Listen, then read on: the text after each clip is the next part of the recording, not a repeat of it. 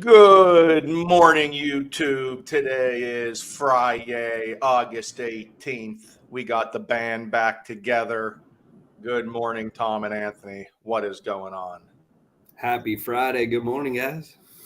Man, the second we start, Anthony's going to have Good morning.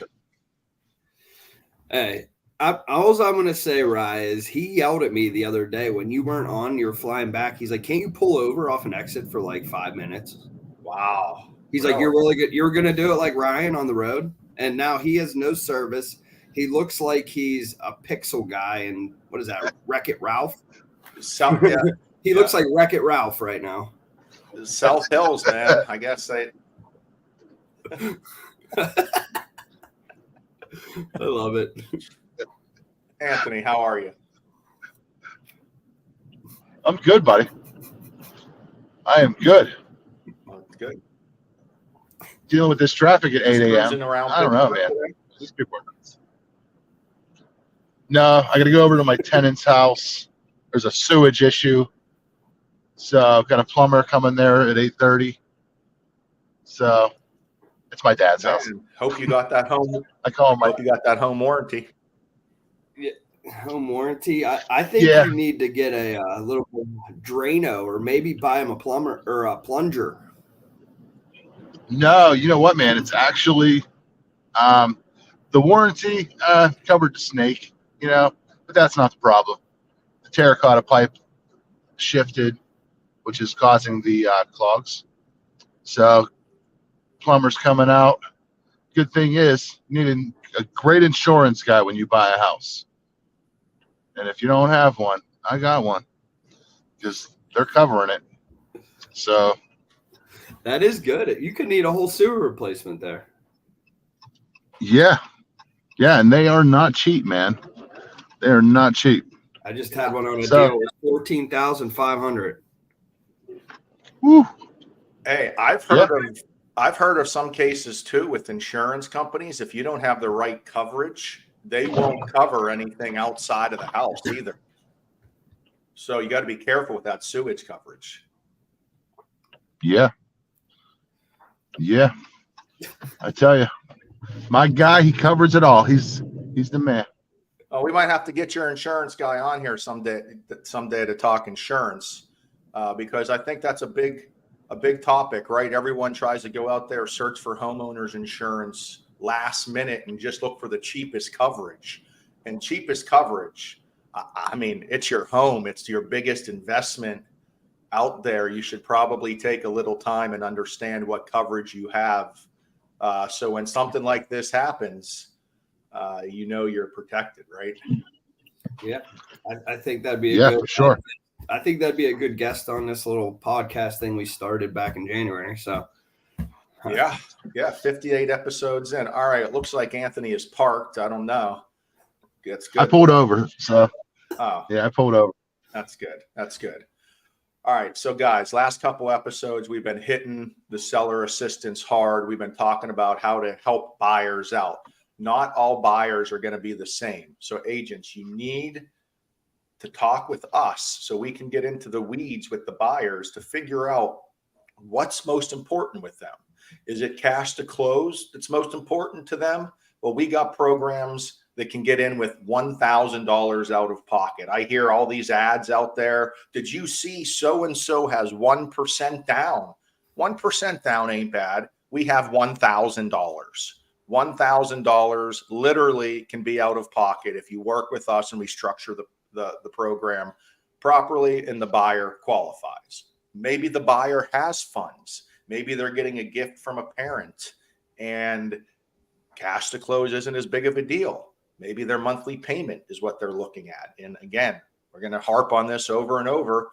The easiest way to help out on monthly payment with where these rates are, buy down the interest rate. It's not that difficult. It's really not even all that expensive when you look at where those break-even points are right now. But you need to discuss that with us because we are going to be pulling credit. We are going to be talking about what they have in the bank. And that way we can get that buyer back to you all wrapped up in a pretty bow in a package that you know exactly what's going on. The problem is what we have on our side, and I know Anth always loves this one, is if we pre-approve a buyer a certain way and we get a contract back and it's for a different loan program, or there isn't seller assistance, or it's for more down, and now we talk to the buyer and the buyer's like, I don't got that money, or I can't do that, or why is it this way? So Anth, talk a little bit about, why we take the time to make the pre-approval the way, we structure it. Yeah, for sure. I mean, when we're talking to a client, we're diving deep into their financial situation, their assets, their income, where they want their payment to be, for qualifying, is just, as well as affordability. So yeah, it does get kind of crazy whenever, there's a reason why they got the pre-approval they got. And, a lot of people, everybody seems to be the finance person out there sometimes, but there's specific ways of why that loan is structured the way it is, and that's how it needs to be. But if it's going to change, the client should call their lender to re-review options other than what they already have. Because once we get that agreement of sale, I mean, that's what they agreed upon with the seller. So if they didn't ask for a seller assist or anything like that during negotiations, it's very rare they're going to be able to go back and say, hey, I know I gave you this offer, but now I need seller's assist. It's a little tougher to do it that way, but yeah, it's unfortunate because it does happen. Absolutely. Tom, what do you see out there when you're working on pre-approvals and seller assistance, conventional compared to FHA?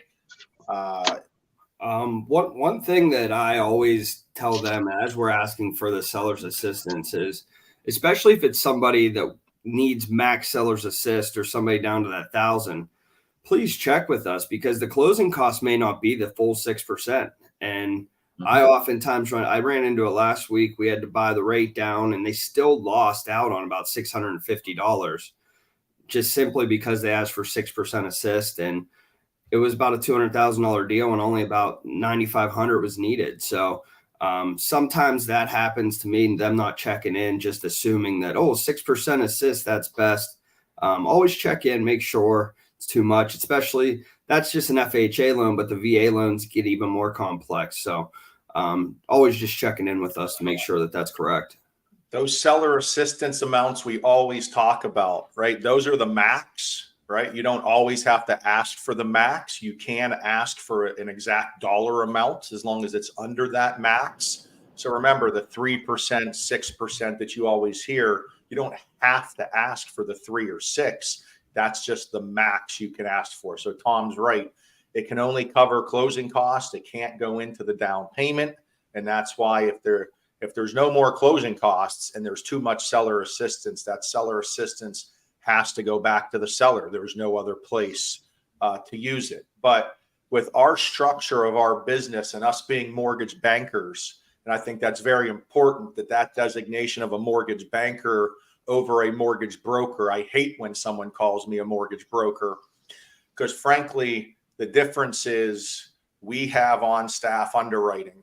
We are all one company. When a broker, they're going to have to go find a lender and work with that lender, where we are all in one, where we have those underwriters on staff. So if we have questions about a pre-approval, if we have questions on income, if we have some sort of problem or concern about that pre-approval, we can go to the underwriters that are literally going to make the decision on that file. It's not just going to be an underwriter in the business, an underwriter for another company. That is a West Penn financial underwriter that is literally going to look at the file and approve it or not.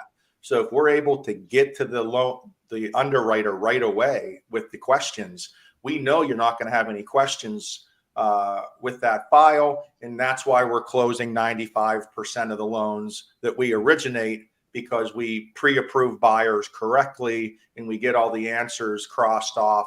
So we get that pre-approval letter to you and we know that's a solid pre-approval.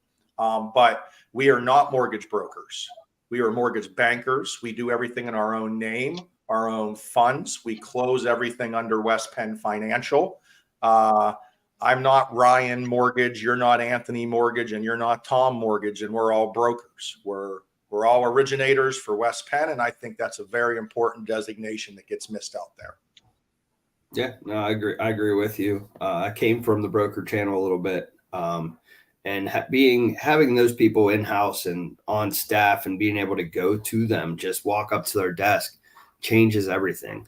Better than having to wait 2 days for them to get back to your file and check in, remember what they did, because that's kind of what happens on that end of it. So it's definitely a huge advantage. I mean, if you're a small lender and if you're a small broker and you're working with UWM, you're probably not even having a dedicated team, right? That's going to put into a queue, and any underwriter across the country potentially could look at that, and you have to sit there as a loan officer behind the scenes, kind of hoping that all gets wrapped up in time, but you don't have any control.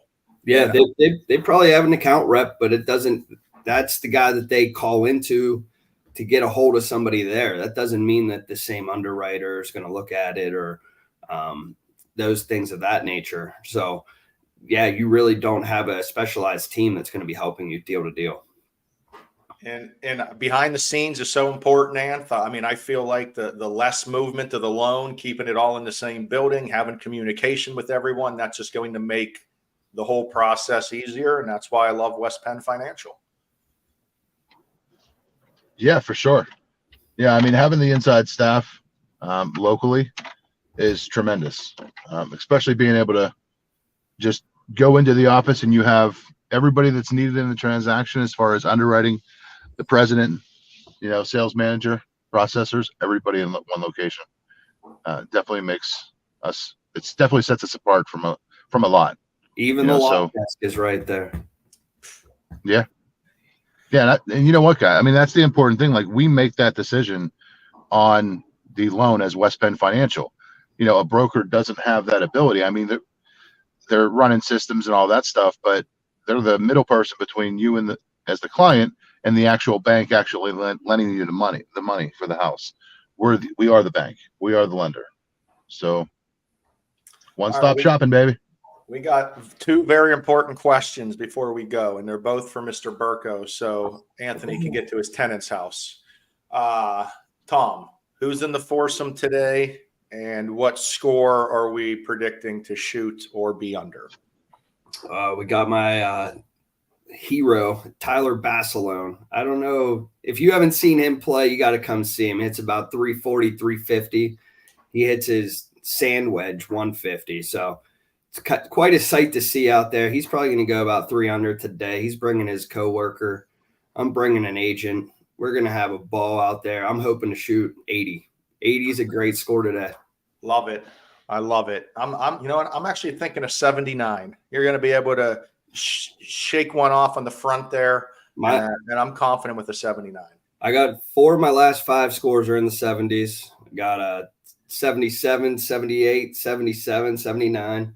So we've been playing well. I'm mixing 86 in there too, but sounds like you've been playing some golf. Yeah, definitely have. Went away last weekend to play, so I'm going to pretend like I'm going away this weekend and just play all weekend from here.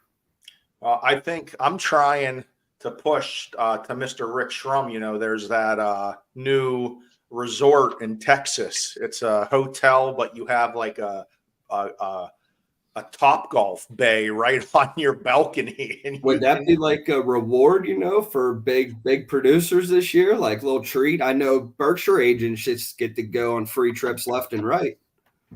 We're part of the company, right? We have to do trainings. Might have to talk to the boss about that. That's above my pay grade there. Maybe you'll be tuned in for this episode and hear it. Other than that, I'm going. You guys got anything else? That's it. Pre-approval. You guys have a good day, man. Pre-approvals all weekend long. See you guys on Tuesday. Later. See you guys.